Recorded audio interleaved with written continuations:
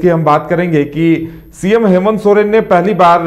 केंद्रीय रेल मंत्री अश्विनी वैष्णव जी को चिट्ठी लिखी है और उन्होंने कहा है कि जिस तरह से यहाँ पे अवैध खनन की बातें हमेशा सामने आती रहती हैं, लेकिन उन्होंने रेलवे के अधिकारियों पर खनिज का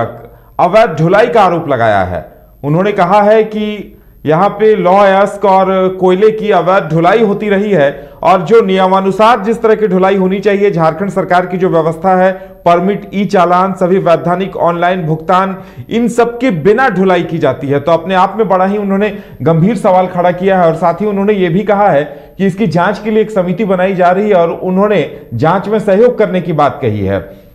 तो अपने आप में यह बड़ा सवाल है क्योंकि उन्होंने साफ साफ आप देख सकते हैं कि उन्होंने लिखा है कि राज्य सरकार के तहत जो जिम्स सिस्टम जो तैयार किया गया है, जिसके तहत और ई परमिट और चालान के जरिए इनकी ढुलाई होनी चाहिए, लेकिन वैसा नहीं हो पा रहा है। तो अपने आप में काफी गंभीर सवाल है जो उन्होंने खड़ा किया है। अवैध खनन की रोकथाम के लिए जिम्स प्रणाली का इंटीग्रेशन नहीं किया जा रहा है और बगैर चालान या फर्जी चालान के आधार पर अवैध रूप से खनिज संपदा का रेल मार्ग से परिवहन किया जा रहा है। यह आरोप उन्होंने लगाए हैं और केंद्रीय रेल मंत्री को चिट्ठी लिखी है।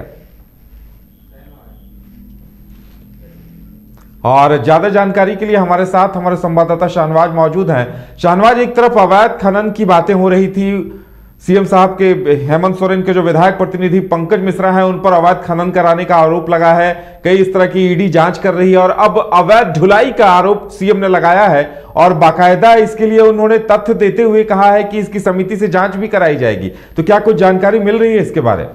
बिल्कुल, देखिए, जब मुख्यमंत्री खुद अपने लेटर हेड से अपने हस्ताक्षर के साथ और तमाम चीज़ों को इंगित करते हुए केंद्रीय रेल मंत्री अश्विनी वैष्णव को पत्र लिखते हैं, उसमें जो बिंदु का जिक्र करते हैं उसमें ख़ास तौर पर महत्वपूर्ण ये हो जाता है कि वो ये आरोप लगा रहे हैं कि यहाँ पर जो भी खनन को लेकर अवैध ढुलाई हो रही है या अवैध सप्लाई हो रही है, उसमें सीधे सीधे उन्होंने जो रेलवे को, यानी कि केंद्र सरकार की जो एक उपक्रम है, उस पर आरोप लगा दिया है। कहीं ना कहीं ये बात अब केंद्र और राज्य के बीच में जाती हुई नजर आ रही है। ऐसे में मुख्यमंत्री ने जो बातें कही उसके मुताबिक जो ढुलाई हो रही है या यहाँ से जो खनिजों को भेजा जा रहा है वो ऑनलाइन नहीं होकर के ऑफलाइन प्रक्रिया अपनाई जा रही है और ऑफलाइन में ये इस बात की पूरी गुंजाइश होती है कि कहीं ना कहीं घपले घोटाले को अंजाम दिया जाए। उन्होंने ये बताने की कोशिश की है कि राज्य सरकार ने अपने तरीके से, अपने तौर पर, अपने स्तर से इन चीज़ों को कहीं ना कहीं सूचीबद्ध करने की कोशिश की है, कहीं ना कहीं एक लाइन में लाने की कोशिश की है और तमाम चीज़ों को ऑनलाइन प्रक्रिया के तहत लाया है ताकि जो भी जनरेट हो वो फर्जी तरीके से ना हो, यानी कि ई बिल जनरेट हो, इलेक्ट्रॉनिकली वो जो बिल है जनरेट होगा ताकि उसकी जो प्रॉपर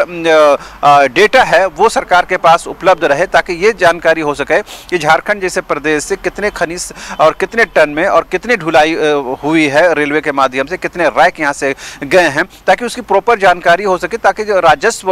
की जब बात होगी, रेवेन्यू जनरेशन की बात होगी, तो वो एक क्रिस्टल क्लियर तरीके से उस बात को आंका जा सके। उन्होंने सीधे सीधे रेलवे के अधिकारियों को इस मामले में कहीं ना कहीं आरोपी ठहरा दिया और कटघरे में खड़ा कर दिया कि जो भी अवैध खनन हो रहा है उसमें उनको ये डर, उस बात को शक है, यानी सरकार इस बात की शंका जाहिर करती है कि इसमें रेलवे के अधिकारियों की जिम्मेदारी बनती है, रेलवे के अधिकारियों इसमें शामिल है और उन्हीं के जेर निगरानी, यानी उन्हीं की निगरानी में सब कुछ हो रहा है। तो एक मुख्यमंत्री के हस्ताक्षर से, एक मुख्यमंत्री के लेटर हेड में अगर इस तरह का पत्र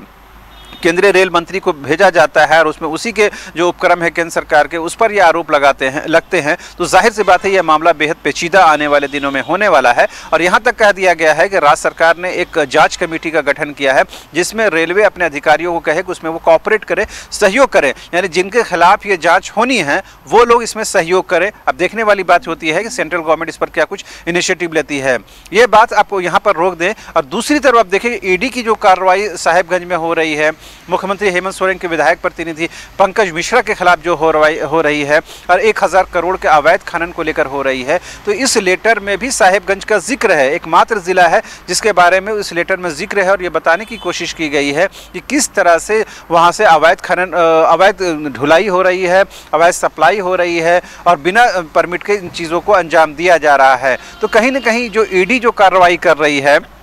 और मुख्यमंत्री का जो कहने का इशारा है उसी साहिबगंज पर है, जो कहीं न कहीं आज के दिनों में झारखंड की राजनीति में बोन ऑफ कंटेंशन बना हुआ है और कहीं न कहीं विवाद के जड़ में कहीं न कहीं साहिबगंज आ गया है और उनके नाम पर पंकज मिश्रा का नाम सबसे प्रमुख हो गया है। तो ऐसे में इस ईडी की कार्रवाई को अलग करके आप नहीं देख सकते हैं। कहीं न कहीं जब अवैध खनन की बात, अवैध ढुलाई की बात, पंकज मिश्रा की बात या साहिबगंज की बात आती है तो कहीं न कहीं आप दूर से ही इस दोनों चीज़ों पर, इन दोनों कार्रवाइयों पर आप इंटरलिंक कर सकते हैं। लेकिन देखने वाले को अपना नजरिया हो सकता है, लेकिन मुख्यमंत्री हेमंत सोरेन ने जिन गंभीर विषयों को उठाया है, अब देखने वाली बात ये होती है कि सेंट्रल गवर्नमेंट या रेलवे मिनिस्ट्री की ओर से क्या कुछ कदम उठाए जाते हैं। खास बात यह है कि ये जो अवैध खनन की बात हो या अवैध ढुलाई की बात हो या फर्जी चालान के आधार पर यहाँ से जो खनिज संपदाओं को ले जाने की बात हो, ये कोई आज का विषय तो है नहीं। लेकिन पहली बार कमोबेश मुझे लगता है जब मुख्यमंत्री हेमंत सोरेन खुद एक अपने लेटर हेड में, अपने पत्रचार के माध्यम से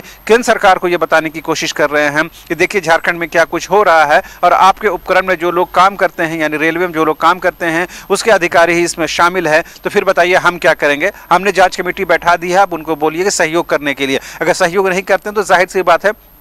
राज्य सरकार और केंद्र सरकार के बीच में तनातनी होगी। और आपको याद होगा जैसे ही झारखंड की हेमंत सोरेन सरकार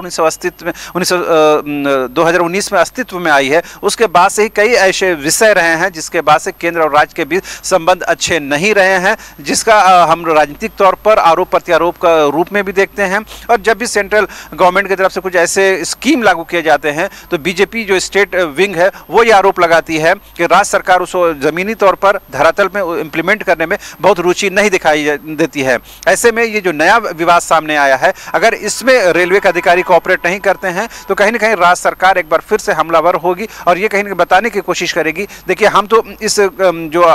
गलत तरीके से काम धंधे चल रहे हैं उसको रोकने की कोशिश कर रहे हैं, लेकिन सेंट्रल गवर्नमेंट उस पर कोऑपरेट नहीं कर रही है, रेलवे कोऑपरेट नहीं कर रहे हैं, फिर हम क्या कर सकते हैं। जाहिर सी बात है एक बार फिर आरोप प्रत्यारोप का दौर शुरू होगा और कहीं ना कहीं यह मामला और जाएगा और 2024 के विधानसभा चुनाव में यह चीज आपको खुलकर नजर आएगी। जी